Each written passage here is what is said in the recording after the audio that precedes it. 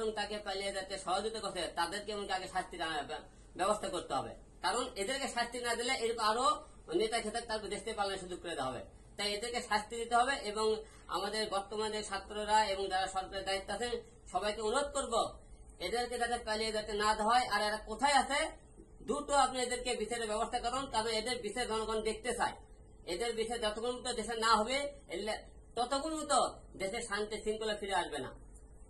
আচ্ছা, 24 ঘন্টা যে আপনি আলটিমেটাম দিয়েছেন, প্রেস ক্লাবে গিয়ে আপনি কি করবেন? প্রেস ক্লাবে আমরা যা থাকবে বর্ণন করবো তাকে কেন ধরা হইতেছে না আমরা অনুসরণ করবো, তাকে আমরা ধরা চাই।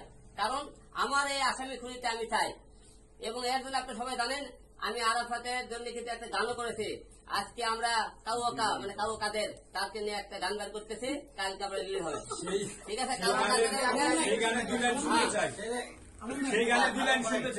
আপনি যে গানটা বের করলেন এটা কি আপনার ক্ষোভের জায়গা থেকে নাকি সেই গ্রেফতার হয়েছে সেই আনন্দের জায়গা থেকে? এটা আমার মনের দুঃখ, আনন্দ, বেদনা সব ওই জায়গায় ঢেলে দিচ্ছি আপনি গানের ভিতরে। 2 লাইন শুনতে চাই। গানের না হলে তো কলি হলে দেন ৭৭ আসনে এমপি হয়েছিলাম, ওই ডাকাতের কারণে এমপি হতে পারেনি। ধরা পড়লো আরাফাত, ধরা পড়লো আরাফাত, আরাফাত হলো একটা তেল বাস। বুঝছি না গানটা? আর কাউ কাদের গান রেডি করতেছি, কাউ কাদের তো বলতেছিল যে খেলা হবে। আমার মনে একটা দুঃখ, তার সাথে আমরা একবার খেলা হলো না। কারণ বাকি জীবনটা তারা আওয়ামী লীগ দলে মনে করেন এই টাইমে ধরা পড়ে, সে মনে এখন তার বয়সে 60 বছর হয়, তাকে জেলখানায় এমনি 70-80 বছর চলে যাবে, 20 বছর, তারপর লাস্টটা বের হয়ে যাবে, কিন্তু আসলে খেলা হবে না। তার মনে দুঃখ, কাউ কাদেরকে নিয়ে আমরা একটা গান বের করতেছি। কাউ কাদের বলতেছিল তোমার সাথে খেলা হবে, কিন্তু খেলাতে আমি খেলতে পারিনি, তাই এই জন্য আমার দুঃখ চাই গেল, তাকে নিয়ে একটা গান বের করবো বলছে। হিরো আলম এখন জিরো হয়ে গেছে। হিরো আলম কেউ জিরো বানাতে পারেনি, হিরো আলম হিরোই আছে, কিন্তু কাউ কাদের জিরো হয়ে গেছে।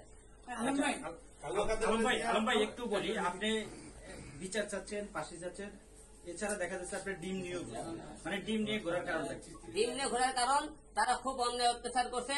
আমরা আদালতে ডিমগুলো এখনো আছে, ডিম কিনে রাখছে, ডিমগুলো এখন নষ্ট করেনি, যেহেতু আরাফাত তো মারা যায়নি, মারা গেল না ডিমগুলো নষ্ট করে, যেহেতু এখন বেঁচে আছে, যেহেতু ধরা পড়েনি, আজ হোক কাল ধরা করবি, সেই জন্য ডিমগুলো আদালতে আমায় এবং আমার ভক্তরা এবং আমার ওই যে করাইল বস্তিতে যারা ওর উপর অত্যাচার জুলুম করছে, যে সমস্ত আমাদের লোকদের উপর, তারা পর্যন্ত ডিম রেডি করে রাখছে, তারা মনে করেন পর্যন্ত ডিম মারবে, সবাই রেডি।